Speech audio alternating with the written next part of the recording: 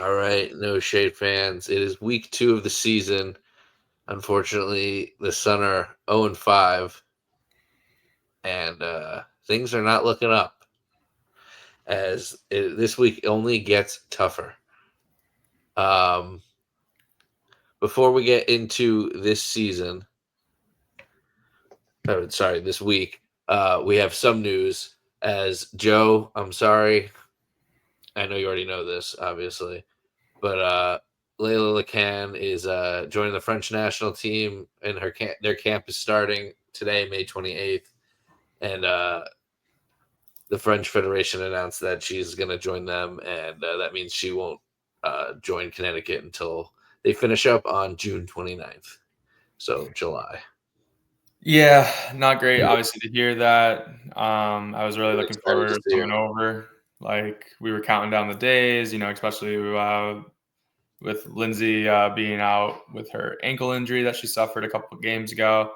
Um, Team really looked like they needed another point guard out there. We're playing a lot of combo guards at the point guard. I was excited, but I guess this is a part of the international lifestyle of drafting players.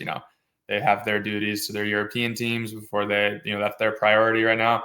She's only 20 years old, so I wonder if there's some kind of service time that she has to do regardless. But just pushes back the clock here another month to get to see hopefully another exciting rookie join our team. Yeah, I hope your life's going better than the season so far. I forgot to ask how you're doing, but that's just how this season has gone for us as a Yeah, team. How's it going for you as a human being? it's good. It's good. The long weekend was good. Just coming off of Memorial Day weekend, a lot of barbecues, a lot of family get-togethers. So it was nice to see some family. Then just back to the normal grind of the week, and then feels like I say it every Tuesday or Wednesday now as we're recording these. It's raining yet again. We just can't Yeah, escape and get multiple days of no rain in a row. I feel like it's every other day, if not every day, for a couple hours. So that puts a damper on the mood as well. that is true. Yeah, can't complain about my week. My Memorial Day was fun. Didn't do too much, but can't complain about it. But yeah, let's recap these games and we'll get into a, uh, a steep hill to climb this week for upcoming games. But first, we played one of the best teams in the league, a team we were both very high on. That's the 4-0 Minnesota Lynx as of this game. Um, this wasn't their home opener; it was their second game at home, but it was rocking, and but the play was pretty bad to open up the game. For the first 3 to 5 minutes, this game was not fun to watch, and then it got extremely fun to watch for the Suns, for the Sun fans. And Mabry was hit a 3 early, which was a good sign after a rocky start in the first week. You really wanted to see her get going. Everything was a good sign except Lindsay Allen getting hurt. She went down with a hamstring. She wouldn't return. Um, Another negative, Morrow came in and immediately picked up 2 fouls and did not return for the rest of the game. I think just because of she got the 2 fouls and then you couldn't play. You didn't want to play her, and just getting more fouls. And then the time came. It was like, well, now we don't want to risk putting in an unproven rookie in this huge game when we're actually winning. I believe. Is that what you got from it? Yeah, you call it game flow. I think that game. I didn't see any reports on limitations, but I'm sure there was always going to be kind of like Sanaya was going to be the first game that she played, where it was, hey, maybe you're only going to be out there for 10 to 15 minutes. Unfortunately, she picked up 2 fouls almost immediately being on the floor. And then I think just game flow took over. The lead was nice, and then as soon as that lead started trickling away on us at the end there, she was never going to come back into the game. Plus, Yeah. Haley Peters had some really good minutes. She scored I think it was said like the most points she scored since 2016 or something along those lines, 2019 maybe, Yes. something right there. 60. But yeah, I think just game flow took over, and then panic set in of the end of the game, which I'll know you and I will discuss a little bit as well. Yeah. I mean, we did get out to a very early lead of 11-4, and they caught up. They went from 11-4 to 11-11, and then we got out to another big lead, and we were able to continue to hold the lead until the second half. The Lynx could not hit a three until the first few minutes until the second. So they went a whole quarter without like hitting a three. It kind of looked like our defense was playing really well, but it also kind of looked like they were just playing really bad. Um, like you said, Haley Peters and Sanaya Rivers went 3 for 3 each, having 7 points. Mabry hit another deep three to go up to 30-23. She was 2 for 2 on threes. Like, just everyone was clicking, everything was working. It was looking awesome. It was really fun. The Knicks were also on in a playoff game, and I was invested deeply into this. I mean, it was the first quarter, and this was the first half as well. And I was like, I was like watching both intently. I was like, I'm not coming back to this. I'm watching this. And if anything, the Knicks are in the first quarter. But yeah, I was really hopeful. I was like, well, this is the team we can be. And spoiler, we don't really see that much for the rest of the week, but we had 13 assists on 14 shots, 7 for 11 on threes, as Peter had hit another one. We were making Nafisa Collier visibly upset, which it pains me to see, but I love to see it when it's against the Sun. But no one on the Lynx could guard Nelson Adota. She looked like a matchup nightmare for us as opposed to for the other team. Or I said that wrong, I believe. She looked great for us. She looked great. Yeah. And then the half ended. We were up by 10. Another miscue at the half. Sanaya Rivers didn't notice the clock. Could have went up by even more, but we were up by 10 at the half against the team that was in the finals with pretty much a full team. Yeah, Peters had the most points she's had since 2016 at the half. Her and Mabry had 10. Nelson had 8 and Nelson Adota had 8 and 7, and Rivers had 7 points. This is all at the half. And then it just went absolutely downhill. Joe. Yeah, I mean, we took to the polls after the game. We watched this live as it was happening. It just felt like everything was disorganized, right? The last, we'll call it 5 minutes. The game ended on a 25-3 run, I believe, 23-2 run, something along those lines. And I think this was the first time you and I texted each other saying, this is a rookie's coaching mistake.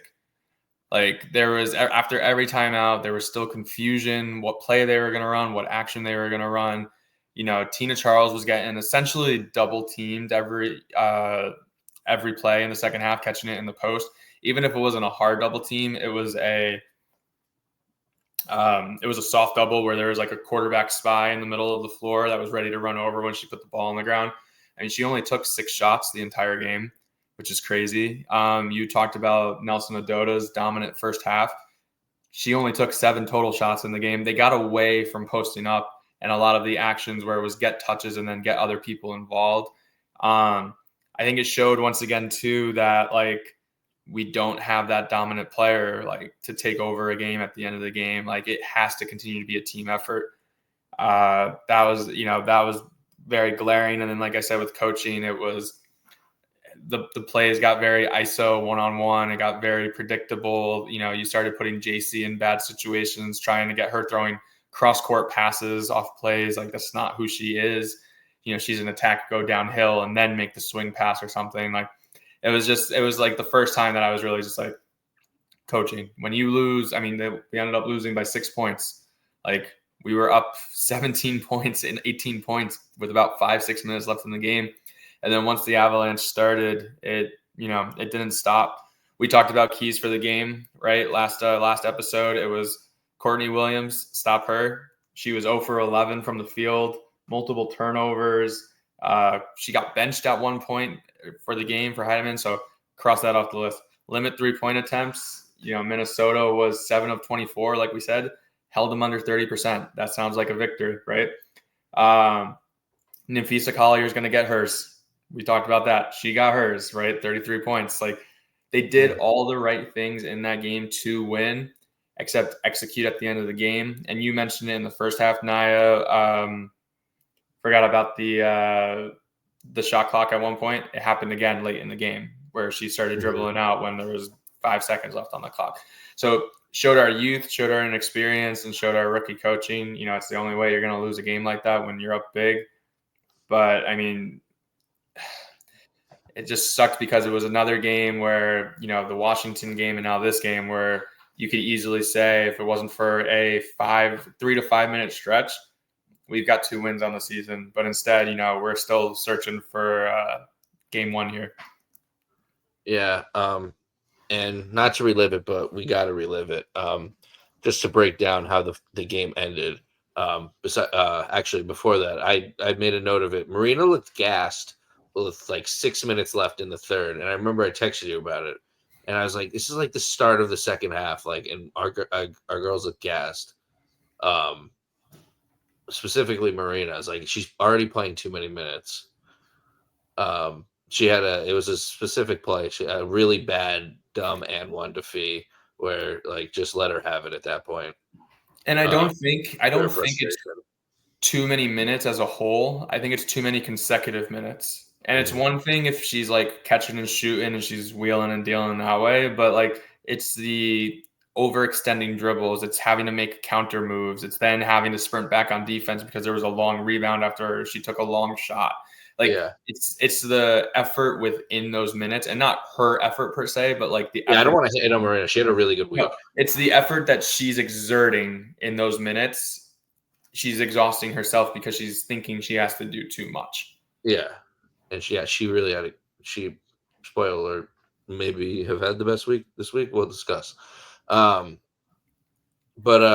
we just had really bad defense in the third. It ended with a nice live block, but they kicked it out for a 3 to cut the lead to 7. So no good deed comes unpunished. She gets a nice block, they kick it out and hit a better shot. We're up 10 with under 8 to go in the fourth. Marina picked up her 5th foul though, and head to the bench with 20 points. So most of our points just went to the bench.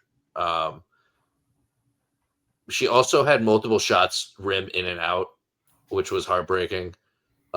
Just make 2 of those. See, not like her make them. Like those are just they go in or they go out. Just see 2 of those go the other way. We win this game probably. Yeah, this is literally a game where it was 1 or 2 plays goes one way or another. You know, if you hit that shot, we set our defense, maybe get a stop instead of miss, and then they go transition. Because the next 7-point game with 3:44 to go, Rivers hits a 3, but this time you talked about a hit off the backboard, shot clock violation, didn't count. Instant momentum killer. Samuelson hits an unreal 3 with a crazy bounce to cut it to 4 on an 11-0 run. Another shot clock violation with under 2 to go. It's still up 2. When up 2 was still scoreless, 13-0 run. So we had 2 shot clock violations in this quarter on a scoreless run. That's just like ultimate no momentum. Can't do anything. Game's tied with a whole minute 38 left. Mabry missed a 3. Heidemann hits a 3. Lynx go up by 3. 104 left. 18-0 run. Mabry hits a layup with 42.6 and gives the 2 small sign. Not the time nor the place, but hilarious. I forget who it was even on. I'm pretty sure it was on Carlton. Her and Carlton had been chewing each other's ear off all game, so I'm pretty sure it was on her. Yeah, we were still down 1 and not a lot of time, and we just had a ridiculous 18-0 run against us. That's just weird.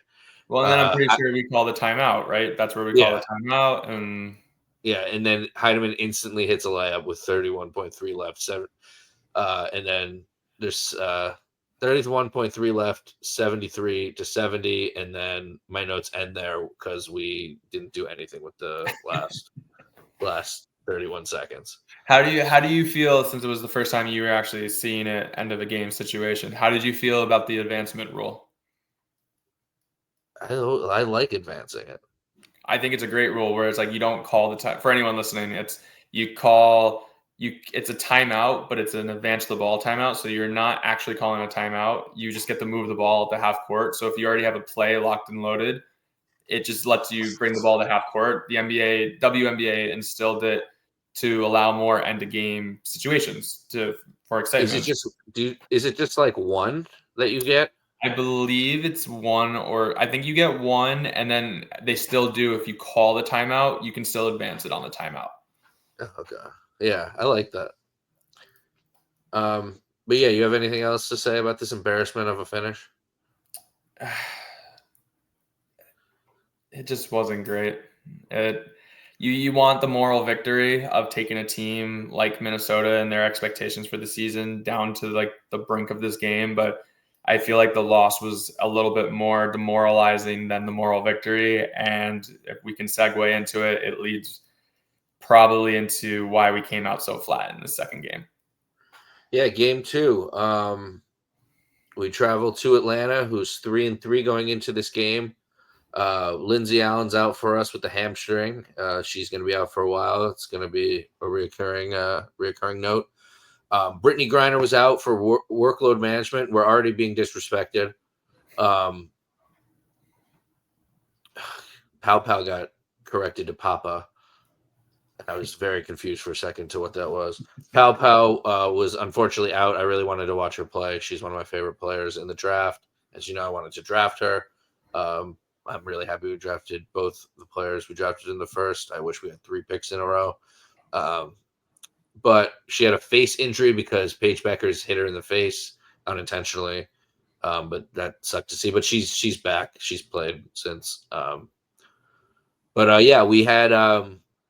I mean, Pow Pow unfortunately hasn't been too much of a factor. She's played minutes and been solid defensively, but hasn't been an offensive weapon. Griner has been, and they sit her just because they've been playing a lot of games and it's a back to back, and we come out as flat as we can. We'll get into it. Maybe opens the game with a 3, which is another good sign. She's having still a good week. We started 7-2. We're a good team when it comes to the tip, from the tip to the first couple minutes. And then it was 8-7 for the Dream. It's basketball, so it doesn't really mean much, but it's like all we have in this game. Bria Hartley hits a long 2 after scoring a scoring drought through most of the middle of the first. Marina could barely get open, but drains a long 3 on a lost possession. That was just a fantastic play. That should be all over social media. We were down 21-16 Dream at the end of one. The score is 21-16 Dream at the end of one. Diaby was getting real physical with Brianna Jones. It's actually impressing me. This is the most I've liked Diaby. Sanaya had a great assist wrapping pass around defenders to her. But Tina just could not buy a bucket. We'll get into why later. It's because Joe drafted her in fantasy and cursed her. But man, I did not think this was possible out of her. I did not think somebody this good could shoot this poorly. She was 2 from 8. She was 2 for 12 at the half. I'm not even sure. I don't know if you picked up on this. I don't know if Mezion called a timeout at all in the first half. Yeah, I watched the repeat of the game, so I was kind of fumbling through it after the fact. I don't think he did as well. If anything, there was a media timeout that gets like charged to them. But I think we still had 5 when we walked to the locker room. I mean, like the first half of the game wasn't awful when you think about it. Like both teams were struggling to shoot. Before we get to Nisa Morrow hit her first 3. She got in again and hit her first career. And then when we got to the half, Marina was literally barking at referees over a silly play that didn't matter. But it was 30. We were down 5. To your point, right. That's what I wanted to get to. Sorry. We were only down 5 at the half. It was 37-33. It wasn't even as bad as I remembered this whole game. But it was flat. Yeah, it was. I mean, it was a lot of rim shots in and out. I mean, talking at it as a macro level, not just this first half, second half, like a lot of ISO basketball. It was a lot of like Bria Hartley was trying to size people up. Marina was trying to size people up. Charles was getting frustrated, so she started putting her head down and getting a little flustered and everything. Like Olivia, once again, only getting 7 shots total for a game. Like she has to get a couple more looks at the rim. If she's shooting 4 for 7 every game, that's easily could be 8 for 11, or 8 for 12, 8 for 13. So it's like there was just a lot of struggle. But at the end of the day, like Tina and Marina, your 2 best players, they shot a combined 9 for 34. Like you're not going to win a lot of games when your 2 best volume scorers, volume shooters are not touching the ball. And I'm pretty sure, I think I looked at a stat and I saw overall in the game, I can't remember the exact number, it's on me, but I believe we shot in the paint, we shot 27% from the game, which is unbelievable. Because, one of my keys for this game was control the paint, thinking with Griner and Jones. We talked about Diaby having a role this game because of her strength and where Olivia might struggle a little more, but like she held her own against Bree Jones. But Diaby gave some good minutes, but it was just like Atlanta's offense, since with Griner not playing, Nia Coffey started in her place. I don't know if the players took their foot off the gas because they're like, cool, Griner's not going to be here. We're going to be able to attack the paint, do what we want.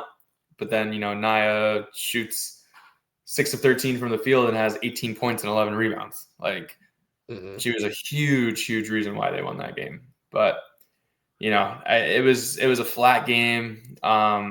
Before we get to the post-game comments, I mean, do you have any other things you want to call out from the game in the second half?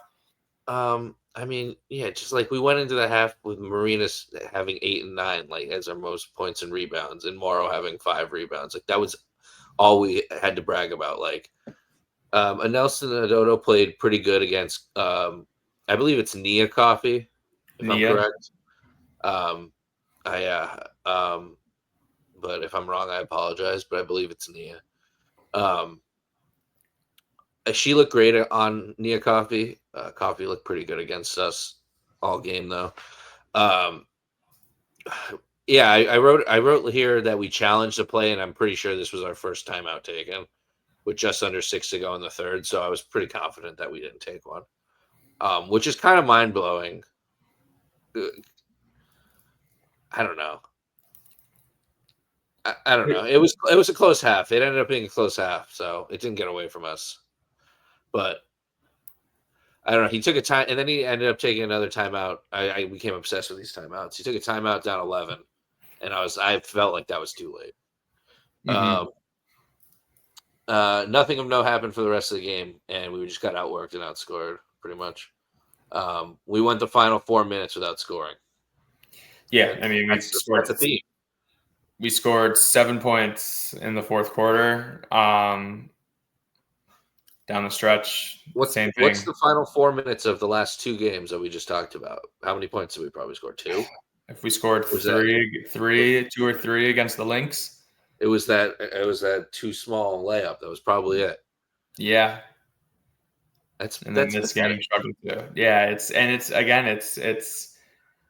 fourth quarter, the game changes. You can play one style the entire game, and then if the game's still somewhat close, we're talking somewhat meaning somewhere between 10 and 15. Like the game changes a little bit, gets a little tougher to get a shot up, gets a little tougher to get to the rim, get a rebound. Lock in.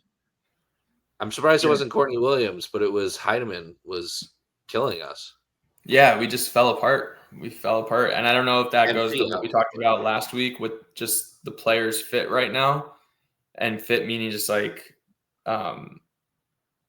stamina, to play the minutes they're playing. The bench not giving as much depth as we've hoped so far early in the year. Like there's multiple reasons, but when we tell you that Coach Mez was not happy post game, I think this is the first time, Alex, that we've really gotten some not just friendly European coach talk out of Coach Maz. Like it was a true European bulldog of I'm tired of losing. I'm tired of this.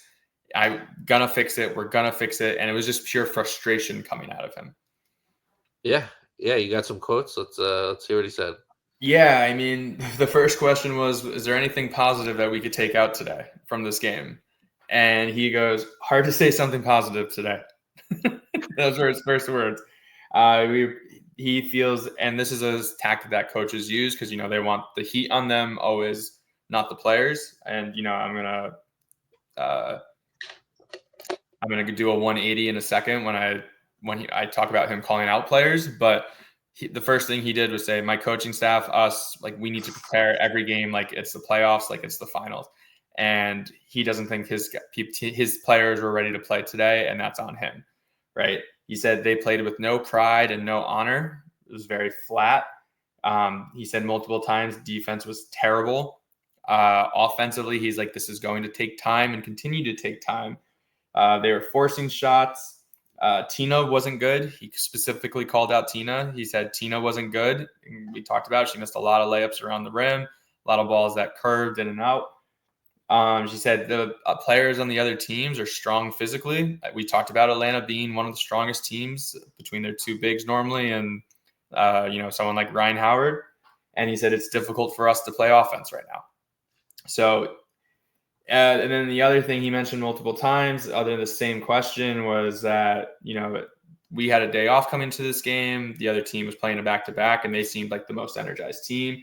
They're not playing with energy or fire, but like they have to stay together, and like they're not going to win games with their roster, how it's constructed, with one or two people scoring 20 points a game. They need multiple people to contribute every single game. And, that's a hard ask when you're still trying to integrate pieces 5 games into the season. Mm-hmm. And then the other thing that really stood out, there was a question asked, do you think you have the right personnel for your team? That's a loaded question. I was happy because we talked about the first couple of press conferences, and there were a lot of softball questions. Oh, Tina, how is it like being back in Atlanta? Oh, Olivia, what's it like having Tina as a mentor? Like, these are questions that have already been asked over and over and over. To be fair, this is the same press conference where Olivia and Tina each got asked one question. Right. Like, you just got beaten after coming off this game. Like, we need our reporters to ask questions. I'm not saying be assholes. I'm not saying ask like questions that aren't going to let you back in the room, like, because coaches in the league can do that. But like, you want to cover a team. Like, I thought this question, and I'm sorry that I don't have the name of the guy who asked the question, but the picture of Jim Calhoun on. Yeah, but he has 2 back-to-back questions that were great. The Hoops Connecticut magazine guy. Yeah, and he's just like, do you have the right personnel? And Coach Mez started stuttering in the beginning. He was like, well, I don't. And then he caught himself, and he was just like, we don't have superstars. We need to trust each other. Oops. Anthony Price. Thank you. Anthony Price asked him 2 back-to-back great questions of, do you have the players that fit your system? And he almost said, no, I do not. And then he caught himself, and he was just like, no, we need to play team basketball. We need to trust each other. We can't play one-on-one. We're not going to win one-on-one matchups on offense and defense. And no, we don't have the star players. No, we don't have the superstars. Like, we need a team first approach, which we go back a game to Minnesota. Like you called it out on the stat. They had 14 assists on our first 13 made baskets, or 13 assists on our first 14 made baskets. Like, that's the style of basketball that the Sun need to play. And this game, like I said, was a lot of your turn, my turn, your turn, my turn, and it didn't go well. Yeah, so this was our worst offensive game of the season with 55 points. Our best, actually, I believe our best is the next game we're going to talk about. I believe that we scored 89 points that game. And then 85 with the Mystics, against the Mystics, and then 70 against the Lynx, then 62 against the Aces, and now 55 against Atlanta. So just brutal performance there. And we even got made fun of on the post game by Maya Caldwell. She got asked about how they were prepared or whatever, and they said, we saw Connecticut weren't the best defenders, no offense. That's just disrespectful. Not what you want to hear. But our top performers for the game was Marina Mabry, 12 points, 10 rebounds. She went 2 of 7 from 3 though after going 2 for 2. Uh, Liv went 11 and 5. Tina went 11 and 7, but shot 5 of 20. The Joe Curse hit her again. And yeah, that was that. Shall we move on to game 3? Yes, let's make our way to Dallas. This was the most hopeful we've been all season for a win since opening night. Opening day, excuse me. This was the third game of the week against the 0-4 Wings of Dallas. A revenge game for one DJ Carrington and a welcome home for college, Paige Beckers. She's from Minnesota, and had a whole homecoming there, but it's a second home away from home. Yeah, it was a quick and early revenge game for DJ. She scored 5 of the first 5 points, maybe 5 of the first 7, something like that. She quickly missed a few after, but she had a pretty good game. I'd say a pretty DJ Carrington like game. It was a pretty quick paced first quarter, I'd say. Marina hit a wild moonshot 3 to give the Sun the lead at 17-15. Bree hit a 3 to end the first, and the Sun were up 24-23. Everything's looking good. Close first quarter. Paige is feeling good in Connecticut. All right. This is where we take over, right? No. This is just not what happened. I lost my spot, sorry. Hartley missed 3 free throws, but hit 2 threes and had 10 points and 3 fouls with 7 minutes left in the first half. Is that a good game or a bad game? What is that? Missing three free throws and hitting 2 threes. Yeah, and getting 10 points. It's 10 points, but 3 fouls in 7 minutes left in the first half. I mean, it is, but like the fouls, if I remember correctly, weren't good fouls. They were like off balance. They were just out of position, chasing, trying to make a play. I don't think we had many great fouls in the first half of this game. So it's tough because when you're playing well, you obviously want to stay on the floor, but our defense struggled yet again. Yeah, they let it get back up to 9 before Mezion takes a timeout. And then we got a Jen Rosati interview. And they were smarter because last time they interviewed Morgan Tuck in the fourth quarter and we were getting blown the fuck out. And this time they interviewed Jen Rosati right as we started to get blown out. So that was very similar. Yeah, so they asked her, what have you seen from the youth? And she said they have no fear. They're used to playing in competitive environments and they're ready to come to the W and make their mark. It's nice to see their confidence. We were strategic to bring in young players here with Sanaya, Anissa, JC Sheldon, and Rhea Marshall, who, quote, we haven't seen yet. Well, this is all quote, but an emphasis on the quote, who we haven't seen yet, which I thought was weird because we kind of have. But, like, I'm glad she kind of made a point that's like, no, we haven't seen her yet. Like, let's unleash Rhea Marshall. How about it? And then we have Tina, Marina, and Liv holding down the fort. So it's been fun, and we're going to see some development going forward. On the 2 first-round picks specifically, she said they're really mature. They were set back in their respective injuries and personal issues, and they handled it pretty well. They're eager to be competitive, or competitive and contribute to the team. And we're excited to see Anissa get some minutes now that she's back. What bringing Tina back has meant to the franchise. One of the most successful players in women's basketball in the W history. She's a mentor for young players. Jen noted all her attributes and said maybe her defense could be better. All right, called her out on something. I liked it. And then she got a steal immediately as she said that, which was funny that they all laughed at.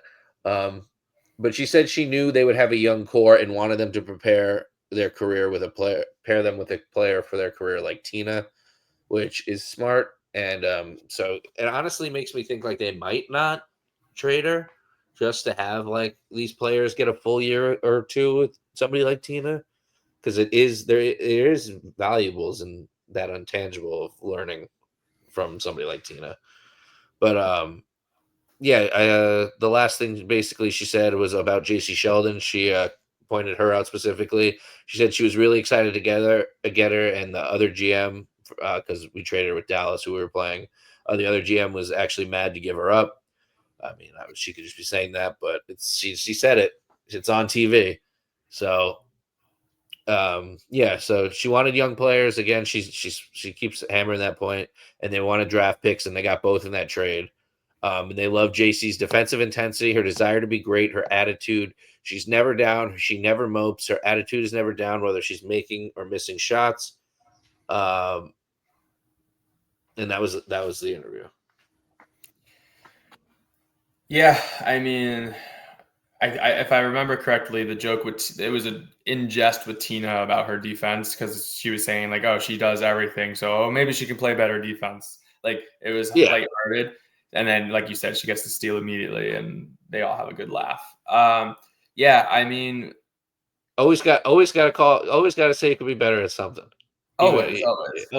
To your point about Tina, I'm very interested to see if, at this point in her career, Tina is just content with being that mentor and being, and just, I don't want to say chasing stats, but, getting hers in a place where she knows she's going to get shots and she knows she's going to get opportunities and rebounds.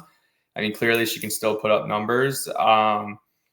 And then, she might be content with that. As someone who's done it all in the league, like, maybe she's not ring chasing. There's, players are all different in how they approach the twilight of their careers. I mean, yeah, if Tina can be there for another year or two and, continue to help mold the next wave of Sun players, like, yeah, that'd be great.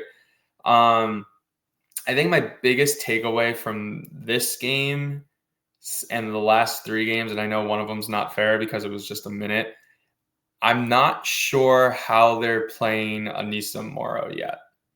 Like, it's almost like they want her to be a 3. At some points, they played her with both Diaby and Marshall on the floor.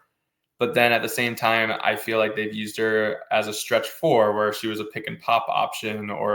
So I'm interested to see where like Nia was kind of more like seamless, stepping into a lineup and, oh, this is what Nia can do. She's going to hit some shots. She's going to play defense. I'm interested to see where Morrow takes off. This game she played 8 minutes, didn't have a single rebound. That's one of her strengths. It was one of her strengths in college, was having a knack for the ball.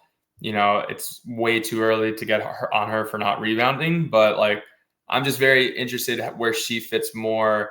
Because you would think she was pretty soon start playing more than someone like a Haley Peters, right? Who still averaged about, I think, 15 to 20 minutes this week of playing. And yes, she had one really good game, but like, you want to develop these younger players, like, to take these roles, but maybe she's just not ready yet. We don't know how 100% that knee is, and getting her back into game speed, having 3 games this week probably was good for her to start ramping it up a little bit, but I'm interested to see how Morrow steps forward.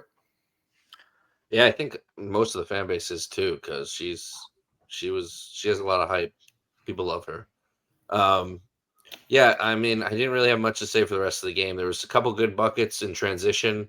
Sanaya had one and Liv had one. Or Liv had a good steal that led to a JC layup in transition, but the lead got all the way up, or the deficit got all the way up to 17 in the first half. They doubled Mabry pretty deep in the first half.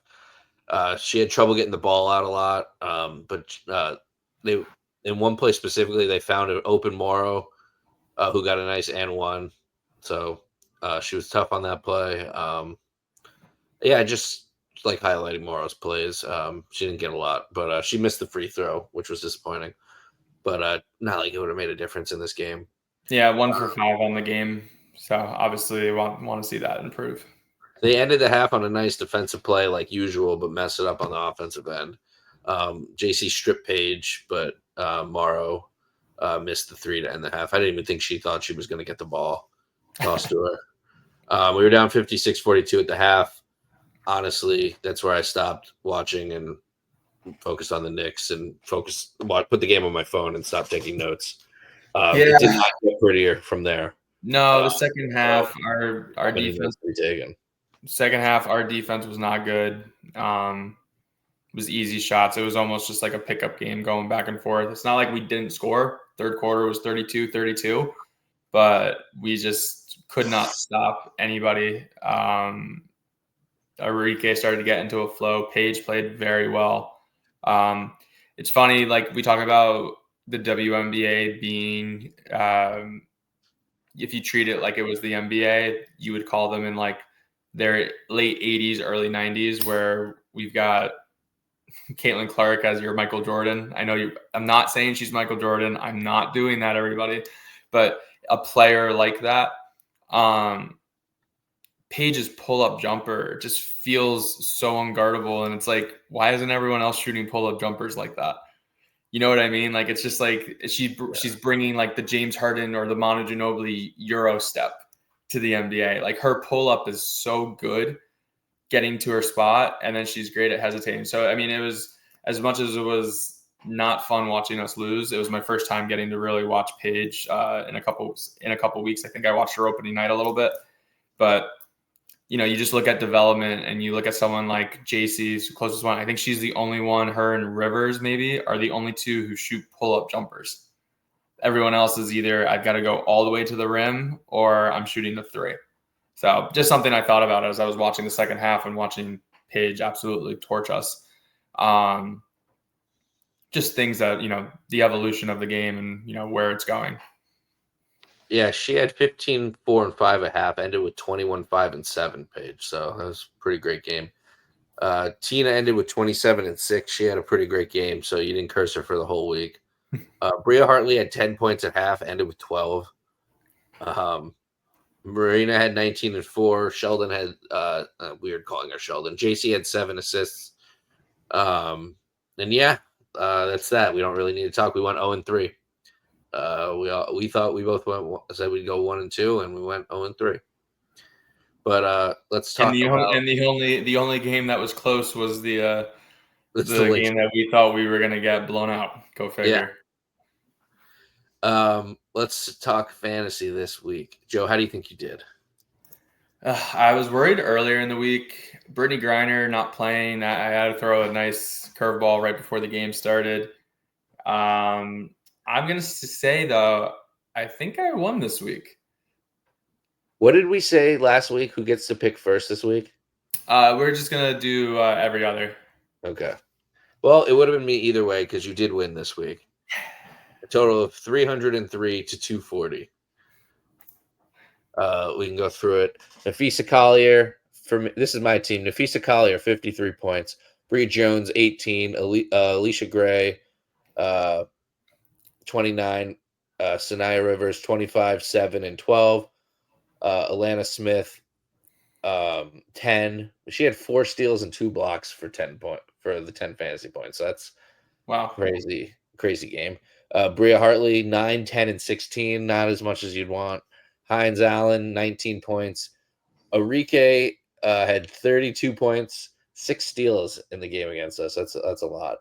And that's 240 points for me. Joe, this is what you did. You cursed Tina, but she still managed to put up 10, 22, and 37.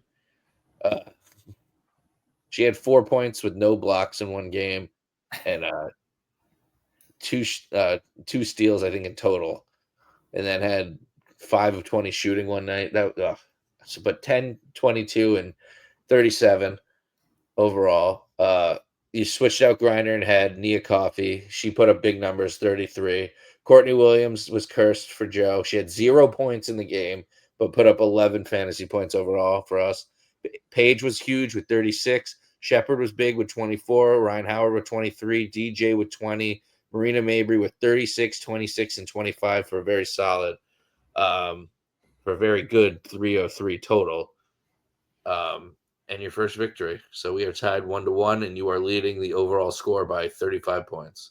Now we never look back. Yeah, you're up a total of 459 to 424.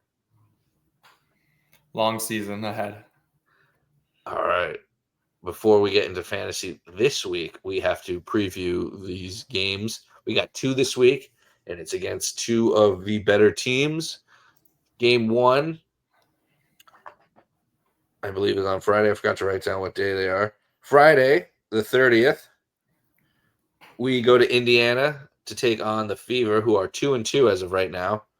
The Fever play tonight at Washington and are coming off a very close loss on national TV in Brooklyn against the Liberty, where Natasha Cloud stole the ball from Caitlin Clark, and she cried and said that was a foul, and it might have been, but we don't know.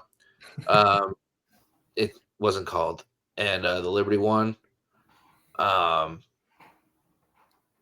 gonna, now that we're getting into the season, I'm gonna start reading a few stats of the team. We'll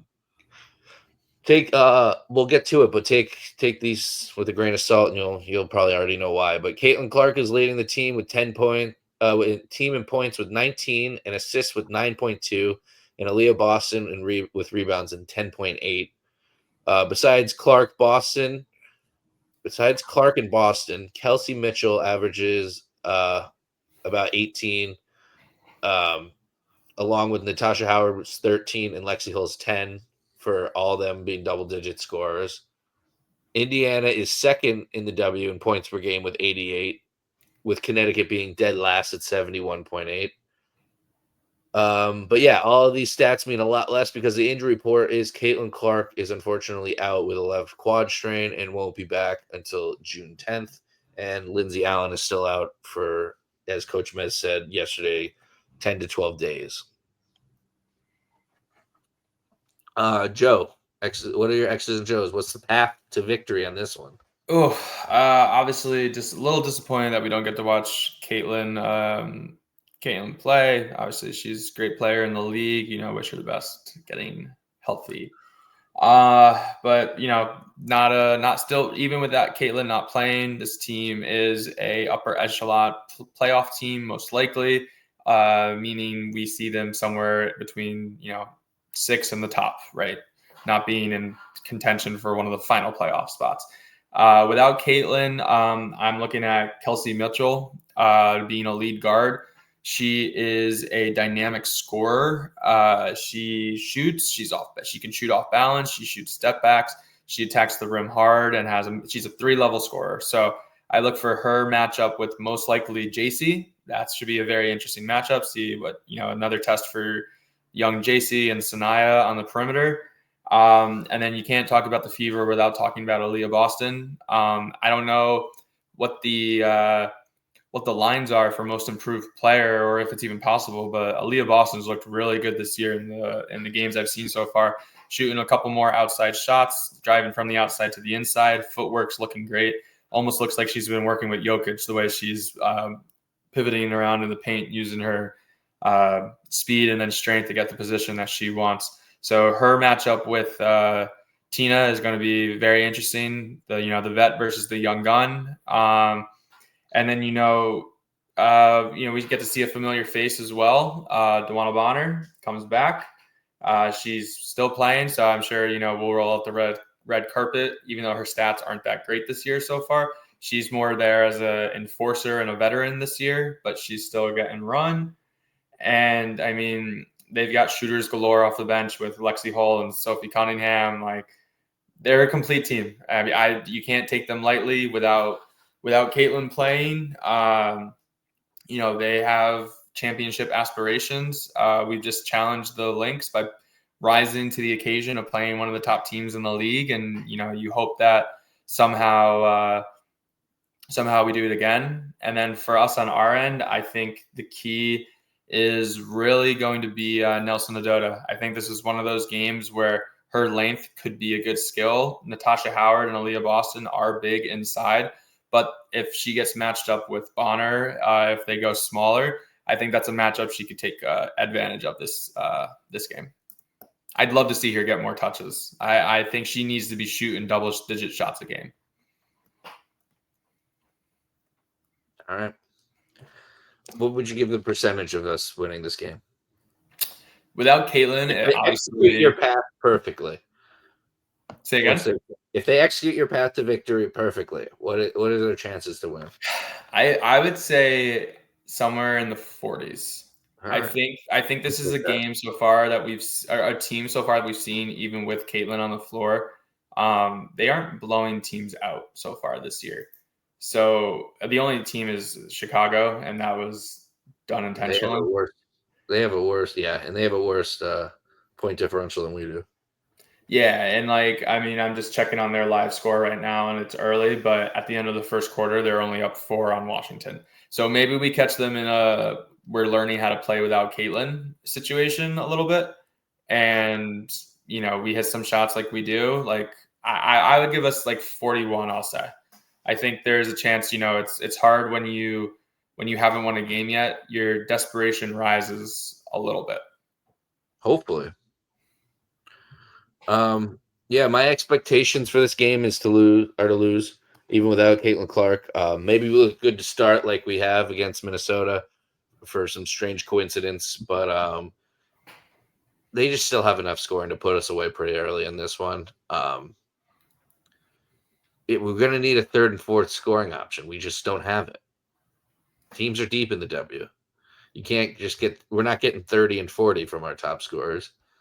So we can't just get 20 and 15 or 20 and 17. We're going to need 20 and 20 and 20 and 20. We're going to need 4 players doing it. So yeah, this is not going to be a fun one. In Indiana, yeah, surprise me. Well, just please surprise me. Make this a game for at least a half. I That's all I'm mean, asking for. looking at the scores too, I mean, outside of like I said of the 93-58 right game against Chicago, which I think was a message sent to why are you putting us on national TV versus Chicago. You've got 90-91. They lost the game against the Fever. You've got 80 or the Dream. You've got 81-76 also against the Dream. Liberty was 88-90. Like Bro, we just got blown out against the Dallas Wings at home. they're just in a lot of high scoring games. But we just got blown out by Dallas at home. Yes. Dallas was also winless. Right. No, I know. That's the hard part. It's like each game you got to treat like its own game at this point. It's you're 0-0 now, and now you got to try to get to 1-0. Like that would be my message to the team. Like you got to don't no one say cares. Yeah, No don't one go in the cares. locker room like, hey, they're in close games. I know, but it's right. But that as a coaching staff, you're probably sitting there going, "There's an opportunity." Yeah, I'd get fired from that coaching staff because I'd say we just got blown out by Dallas. What are we doing? Change something. But I don't even know what to change. We just need to gel longer, and we just need more depth. Yeah, it's continuing. I still think sometimes we run our offense and there's still 1 or 2 players that don't know the plays. And it's a different player on different plays. Like it's like the basketball IQ isn't fully there yet with the style of play that they're wanting to run.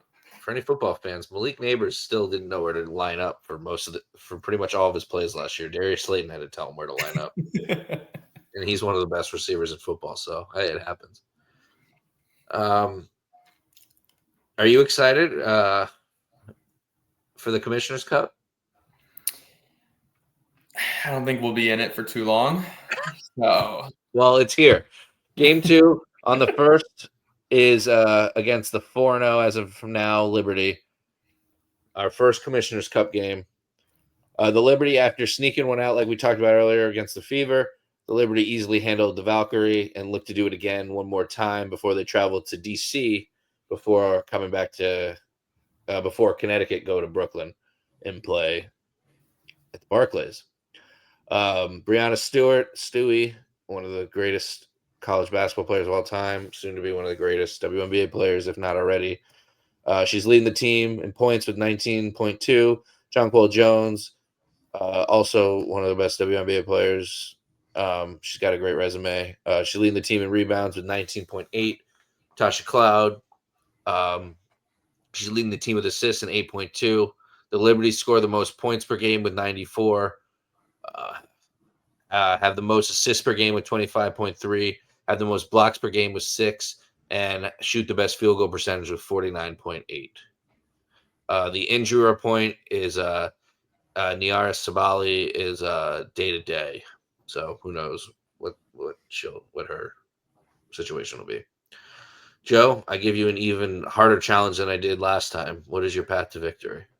I mean, this The one's defending, probably I didn't even tougher. mention the defending champions.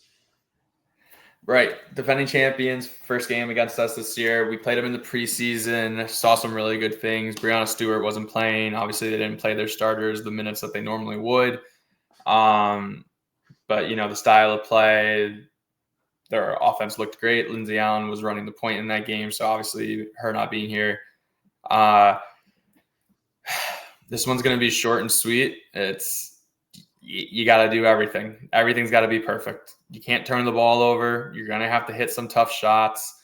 You're going to have to defend and rebound and box. Like, I could go through the countless all-stars on this roster, but the one person I will call out is Natasha Cloud. Obviously, we traded her for 2 first-round picks. She's looked great. I thought it would take her a little bit longer to find her role on this team, but I mean, offensively, defensively, she is like what we like to call the head of the snake on defense, also causing the teams to have take a lot of pressure off of Ionesco and Stewie because Natasha can shoot. She's got swagger. She can drive to the rim. She's been very impressive so far this year. So I think, again, another JC challenge this week is going to be stopping. I don't know if she'll be on Ionescu and Rivers would be on Cloud to start. I'm not really sure what matchup I would do at this point. But at the end of the day, it's how are you going to make life hard on them? I could see this being a game where we have 30 fouls because we're just trying to be physical and, just going to be outmatched. And I know you're going to ask me my percentage. I would say this one would probably be like a 17-18% chance. Probably wasn't. I forgot. I was going to forget, but I'm glad you My did question to you: How do you feel about in-season tournaments?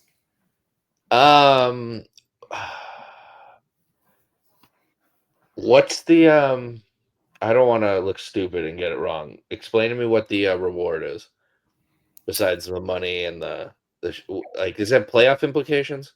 I'm pretty sure you got home court for. Let me see. Let me look up that real quick. It doesn't get you into the playoffs, right? No, you don't get a automatic.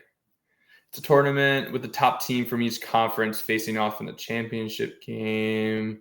Yeah, as long as it doesn't get you into the Here we go. playoffs. Prizes. The winning team receives a significant cash prize with a total of $500,000 on the line for the playoffs. That's cool. So That's great. it's money. So I thought it had something to do with the playoffs, but I guess yeah, it's just that's what I thought. As long as if it's not like I can only relate it to the Bluefish, like what they did. Like I think some minor league baseball, like if you win the first half of the season, you're in the playoffs. That always pisses me off. It's like no, that's so dumb. Yeah, if you win, if you were to win the in-season tournament and make the playoffs, I'd be pissed. But no, as long as it's just money, I'm all for that. Get them paid. Yeah, so it looks like the losing teams get $10,000 each player. The winning team splits $500,000, so about $30,000, and then the MVP gets an additional $5K check. So it's a nice little paycheck. Nice. All right, so my expectations are we beat them in the preseason. We can beat them now, obviously. No. All I wrote were least expectations of the season. This is the best team, and they're proving it by far. I don't know anyone who would pick any other team to come in first this season other than you picked Minnesota. No, but obviously Minnesota's great too. But yeah, no. I'm just just don't get bodied by Jonquel Jones or Brianna Stewart to the point where you can't do anything on offense or defense. Just body up. That's all I'll say. Just be a brick house down there. Stand your guard. They're a lot bigger than you, but you have the height advantage. So stick them up, swat them down, and don't get bullied, please. Be the advantage because you're so talented.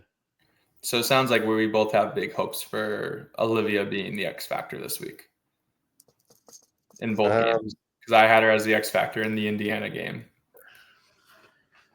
We'll get there. I wouldn't say I have Olivia being my X Factor. I just hope she doesn't get absolutely torn up. Joe, what's your record prediction? I'm going 0-2.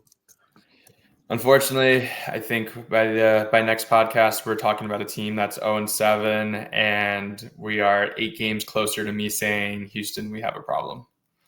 Is that when you start saying fire coach when you're however many games that is? I think first-year coaches should never be let go unless there's absolutely no improvement and a huge disconnect between the GM and the coach. Okay, yeah, I don't want him to get fired at all. But 15 games into the season, you start having conversations about roster and if trick player. At what point do you not celebrate the first win? At what point is it too embarrassing? You probably always do it because, like, you're not going to not celebrate a coach's first win, but, like, at what point are you embarrassed? Like, I'm when the looking at video the comes out. schedule. I'm looking at the schedule right now and I'm almost embarrassed to watch it now if they win. Like, if they win one of these next 2 games, it's worth celebrating because it's a great team. Taking a peek now after New York, the games are Atlanta, Washington, Chicago. Do we win one of those games? If we can't beat Chicago, I think we might go winless. We might go 0-44. Yeah, that's that. After that Sunday game versus Chicago, June 15th, if we're still winless, then what's the worst record of all time? Let's look. The sky will fall. I mean, even the Valkyrie have 2 wins. Dude, they're like 500, right? Yes. The Indiana Fever, no, 5-27. They finished 6-26. 6-26 is the worst percentage-wise because there's 44 games now. I don't know. AI, I don't trust you. You don't know what I'm asking. The worst team in WNBA history. Oh yeah, 5-27 was the worst. But yeah, I don't know if it's is that by winning percentage? I see 3-31 as the worst. Kind of looking at these games, I'm trying to find where it's like 44. I can't find anything for 44 games right off the jump, but I'm seeing 3-31, 2-20. I don't think there's ever been 44 games, right? Because didn't they add some? Oh yeah, no, would be new, right? So it looks like 3-31 or 4-30 are our 2 worst. A lot of teams with 5 or 6 wins. So yeah, a lot of teams with 5 or 6 wins. But hey, if we're looking at history, New York Liberty in 2020 went 2-20, and they turned their team around. Yeah, they got Brianna Stewart. Sabrina fucking begged her. All right, let's go to our fantasy draft. We're already over an hour. All right, Joe, as I said, you won last week. You're up 35 points overall. We're 1-1 on the season for weeks. I'm picking first overall. I don't think you're gonna. I think you think I'm picking someone, and I'm not gonna pick her. So I think you're gonna get happy, but I'm picking Aaliyah Boston. That's who I wanted. Good. That's my number one big board. 18.5 points. Not the most, but when you combine it with the 10.5 rebounds and 2.3 assists, it's a lot. And she's getting blocks as well. Yeah. So that's mine. Joe, floor is yours. See, it's tough because I want to pick Marina for the 2 games, but I want to pick Tina and Marina for the 2 games, but like they have some tough matchups coming their way. You know, Indiana is going to be rotating bodies on Marina. So I think I'm going to stay away from Connecticut right now, and I'm going to go to the Liberty, where I am going to take Jonquil Jones with my pick. I wanted you to go Stewie. Jonquil averaging 16.8, 9.8, and 3.8. Big numbers. I'm going to take Stewie then, averaging the most on the board of anyone in these 3 games from the 3 teams. I mean, 19.3 points, 4.5 rebounds. Should be more, 2.8. I feel like she can get more rebounds against us. So Brianna Stewart is mine. I have one from Indiana, one from New York, and you got one from New York, and the board Which is yours. takes Natasha Cloud as my other guard. All right, I had her 5th. So far, we went 1, 2, 3, 5, but I really did want her. But I will go to Connecticut with my next pick. But she is averaging 15.35 and 8.3. So that is a good pick. And I think she will have a big game against us. She definitely never wanted to play here. And probably wants to spit in our face even more. But I will take Tina Charles. I think she will. It's tough matchups, but I think she still will come through. Even when she shoots bad, she can still have a 20-point game. 17, 6.5, and almost 2 assists per game. Give me those numbers. So I got one from each. I am going to go to. I'm going to go to Indiana. I'm going to grab Kelsey Mitchell, where she lacks in rebounds and assists. She makes up in points. Again, Caitlin Clark is not playing. She might have to play a little more point guard, handle the ball a little more, might up her assist numbers. Yeah, she averages a lot of points, 17.8, only 1 rebound and 2 assists. But you have to get one of her or Natasha Howard. And I'm gonna close out my Indiana and take Natasha Howard.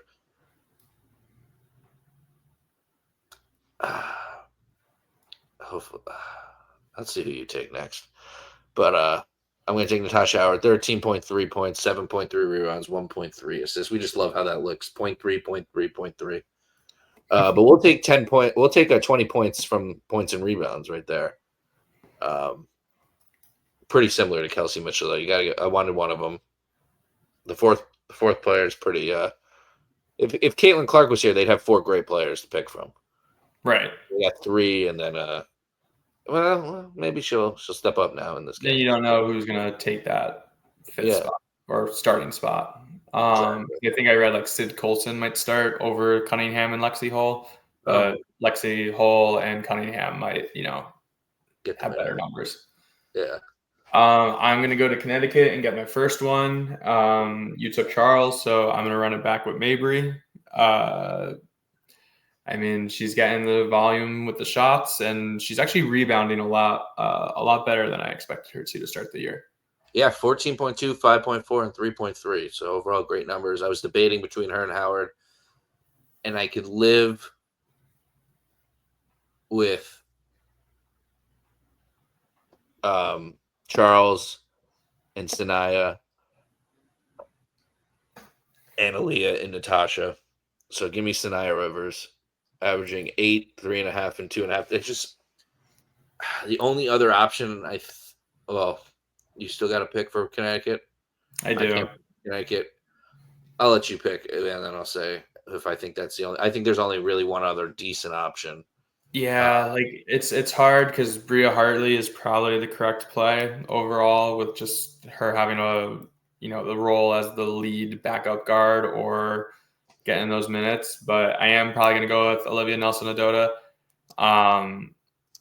I think she's due for back-to-back good games, and I think her length could help her. Stewie isn't one of the.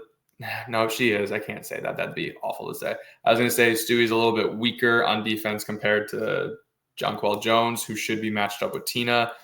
Maybe she can get a couple offensive rebounds, get a couple steals inside on a switch, something along those lines. I'm hoping, if Olivia has good games this week, there's a good opportunity we can pull out a win. Would you have picked Sanaya? I was going to pick Sanaya, yes. And I'm glad I picked it. Because I wouldn't have picked Nelson. I was going to pick Bria. But I wouldn't have wanted to. Because she's really just points, and her max is 10. Right. So yeah, I really thought you were gonna reach for Sabrina at one point. Her numbers aren't like amazing, but they're not bad. 13.8, 4.8, 4.8. She gets me 14, 5, and 5. I'll take it. So I'll lock that in as my final New York pick. Sabrina Ionescu. And that's my last pick. Which leaves me with an Indiana player. It could be Dewana Bonner. Sid Colson, like I said, could have a bigger role. But just based on potential of getting rebounds and, making the swing pass one more, I'm going to go at Lexi Hull. Yeah, she was kind of my She is a hustle player. So, steals. She's a great defender. She's a shooter. We'll see. Like I said, her and Sophie Cunningham, you could almost interswap with each other for stats, just who's going to get more rebounds versus assists. But Lexi Hull is going to be the player last. Yeah, you get 3 more points with Lexi. And 1 less assist. Yeah. Yeah, they're pretty similar. Yeah, I think you picked the right player, though. Take the points. Yeah. But yeah, Bonner's just been absolutely doing nothing. That would have been 2.5, 5 points. Just send her back here. She could be doing more here. I'm telling you. We need another big. We need a wing. We need Lee Yuru. She's not doing much. Let Malunga play and send Lee Yuru here. It's the perfect thing. We'll send Parks and a third. Yeah? I wouldn't be against it. I don't know, but here's the teams again for this week's fantasy. Once again, Joe's up 35 points on me, but the weeks are equal 1-1. Joe, we're playing for a pair of A1s, right? Either A1s or if Ionescu comes out with a third shoe. Yeah, I missed out on the twos. I've been pretty bummed about it. Or a Duchess meal, Big D chicken sandwich. Love it. So I have Aaliyah Boston, Brianna Stewart, Tina Charles, Natasha Howard, Sabrina Ionescu, and Sanaya Rivers. Sounds like an all-star team to me. Joe has Jonquil Jones, Natasha Cloud, Marina Mabry, Kelsey Mitchell, Lexi Hull, and Olivia Nelson Adota.